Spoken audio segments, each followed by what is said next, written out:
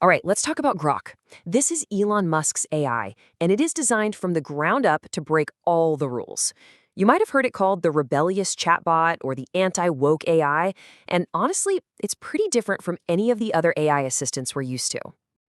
You know the feeling, right? You ask a totally fair question, maybe about something that just happened or a topic that's a little controversial, and bam, you get that robotic, frustrating, canned response.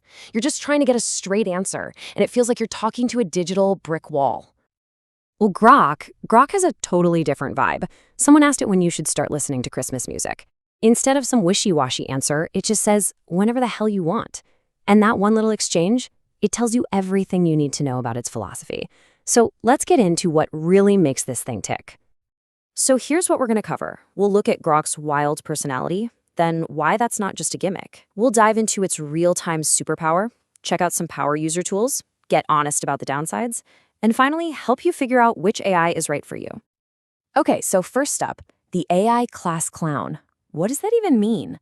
Well, while most AI models are being trained to be as neutral and inoffensive as possible, Grok is being built with this rebellious streak.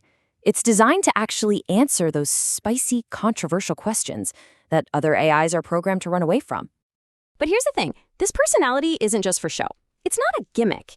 It is absolutely core to its entire design philosophy. And the name itself, Grok, gives us a massive clue about what's going on under the hood. See, the name comes from a classic science fiction novel. And to grok something means you understand it so completely, so intuitively, that it basically becomes a part of you. The goal here isn't just to spit back facts, it's to get to a much, much deeper level of understanding. And the biggest inspiration for this whole project? It's the Hitchhiker's Guide to the Galaxy. The idea is to make Grok like the guide itself, a tool that's sarcastic, a little irreverent, but can answer just about any question you throw at it with some actual wit and wisdom. Now we get to Grok's biggest technical advantage, and this is a big one. You know how most major AIs have a knowledge cutoff date? Like, they don't know anything that happened after last year? Well, Grok has a superpower. It has direct, real-time access to the fire hose of data on X. So this means you can ask about things literally as they are happening. While ChatGPT is stuck in the past, Grok is right there, scanning live posts, figuring out the sentiment, and giving you an up-to-the-second summary. For research, for trend analysis, this is an absolute game changer. And we're not talking about a simple search here. This whole thing is powered by a dedicated supercomputer. Yeah, it's called Colossus, and it uses deep search to keep digging for information. It doesn't just find one answer. It connects the dots between a ton of different sources, almost like a whole team of researchers working for you in real time. On top of that, the base model has a massive 128,000 token context window. So what does it actually mean for you? It means it can remember and process an amount of information equal to an entire novel, all within a single conversation. That lets you have incredibly deep and complex discussions without it losing the plot. Okay, so beyond its personality and real-time data, Grok also has some seriously powerful tools packed inside, especially if you're a developer or a researcher who really wants to push this thing to its limits. For anyone who codes, this thing is a beast. It doesn't just write code for you. It actually shows its step-by-step reasoning, so you can understand why it made the choices it did. It's great at finding those tricky logic bugs, not just simple typos. And maybe the coolest part, you can give it a diagram, a flowchart, even a rough sketch on a napkin, and it can turn that visual idea into working code. Insane. Now, to really get the most out of Grok, you gotta learn some techniques. Here's one, the specificity ladder. Instead of asking one huge, vague question, you start broad and then you just keep drilling down. You build on each answer, getting more and more precise until you've uncovered a specific insight that you never would have found with just one query. A couple other pro tips for you. You can literally tell it to think harder about something, and it'll try to expand on its reasoning to find deeper connections. Or you can use the batch question hack. Just ask a bunch of related questions all in one prompt. You'll get back a single, comprehensive answer that keeps the context across all your questions.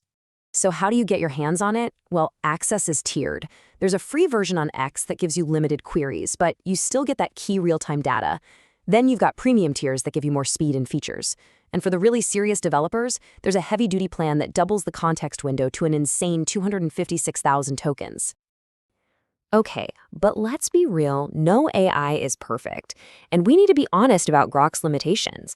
That rebellious, unfiltered nature, well, it comes with a few pretty significant trade-offs. For one, Grok can sometimes be confidently wrong. It might see a popular rumor on social media and treat it like an established fact. Its sarcasm can also get in the way when you just need a serious, straightforward answer. And its writing style, it's just not as polished as something like ChatGPT if you need to write a formal document. And it's important to know, while it's edgy, it does still have hard safety limits. It won't help you with genuinely dangerous stuff. So this brings us to the big question. How do you choose? I think the best way to think about it isn't which AI is better, it's about which one is the right tool for the job. It's really a showdown between the honor student and the genius class clown. You should use ChatGPT, the honor student, when you need something polished, safe, and reliable. Think client work, formal reports, academic papers.